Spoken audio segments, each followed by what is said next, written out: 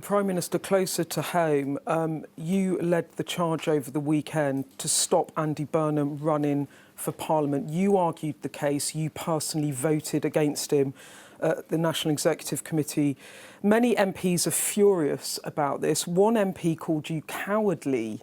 Can you explain to them why you blocked him? Yeah, but be very clear about that. We have really important elections already across England for local councils, very important elections in Wales for the government there, and very important elections in Scotland for the Scottish Government.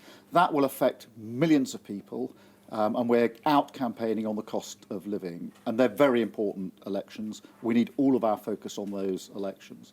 Andy Burnham's doing a great job as the Mayor of Manchester, but having an election for the Mayor of Manchester when it's not necessary would divert our resources away from the elections that we must have and that we must fight and win.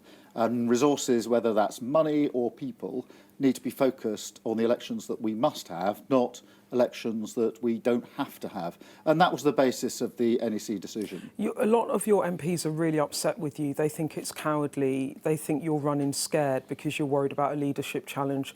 Can you just address them and tell them your answer to that charge? Millions of people will be better off if we have the continuation of a Labour government in Wales and if we're able to win the government in Scotland and retain and win councils across England. That's really important. I think we're all united on that. The question is, how do we keep our focus there?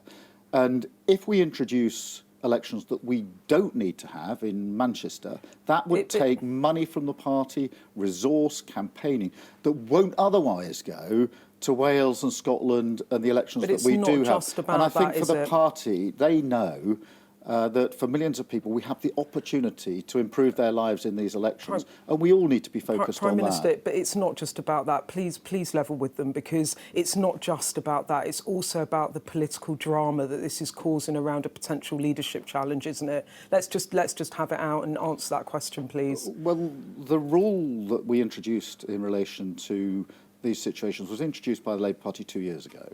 We introduced a rule which said that if you already hold a post, an elected post, then you need permission to fight, let's say, a parliamentary election. That's nothing to do with this set of circumstances. Andy Burnham's doing a really great job. I've actually, when I came into politics in 2015, the first thing I did was support Andy Burnham's leadership campaign. First team I worked in was for Andy Burnham. And in the job he's doing now, he and I work closely together. Last year, in sad circumstances, we had to respond together to the attack in a synagogue in Manchester, standing side by side, reassuring the community.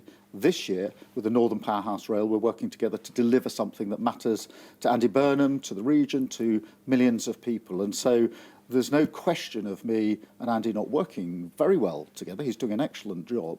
The question the NEC had to address was whether we should take the focus away, which it would have done, from the elections in Wales, in Scotland, and the elections we must have, by introducing an election which we don't have to have. And 2 years ago, the Labour Party changed the rules to say the presumption is really against doing that because we need to fight where we must fight. You're talking a lot about the rules. I'm going to try once more because there's so much politics in this, and you know that as well.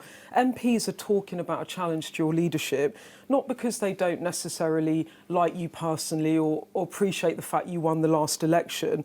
They worry that if you stay in post, you will hand the country to Farage. They think that someone like Andy Burnham would be better, that he could beat Farage. That's what's going on here, isn't it? The battle of our times is the battle between patriotic Labour Party, Labour government, and the division of reform. There's no doubt about that, and I've been very clear in my conference speech and on several occasions about that. In that battle, we're all fighting this. All members of the Labour Party, all supporters of the Labour Party, many beyond it. And that's how we will win that battle. But the next test is the May elections, where in Scotland we've got the chance to become the government, to kick out the SNP, who've got a terrible record. We want to take that chance. In Wales, we want to continue with the Welsh government working with a government in Westminster, rather than a government under the last government, which were working against Wales and the Welsh government, and of course for local councils up and down the country. All members, all supporters, everybody knows what's at stake here, which is improving the lives of millions of people by winning those elections. And that's what we will do. Earn every vote, go out, make the case and fight together. Just final question to your MPs. There's talk about a civil war in the party. What's your message to a party that wakes up this morning feeling very divided and angry, unsettled and anxious? What's your message to them? I'd say two things. Firstly, the single most important thing to people across the country is the cost of living. And that's why we're bearing down on it in everything that we're doing, pulling every lever. We must never lose sight of that. Whatever's happening internationally, and there's a lot, whatever's happening across the country on other issues, and there's a lot, the single thing that matters most is the cost of living. All of our members, all of our supporters, all our MPs know that. The second thing I'd say is there is a fight. Yes, there is a fight, but that fight is with reform. And we all need to line up together to be in that fight, all playing our part. I think that everybody in the Labour Party, everybody who's a Labour MP, wants to be in that fight, wants to fight alongside all their colleagues in a fight that matters hugely to the future of our country.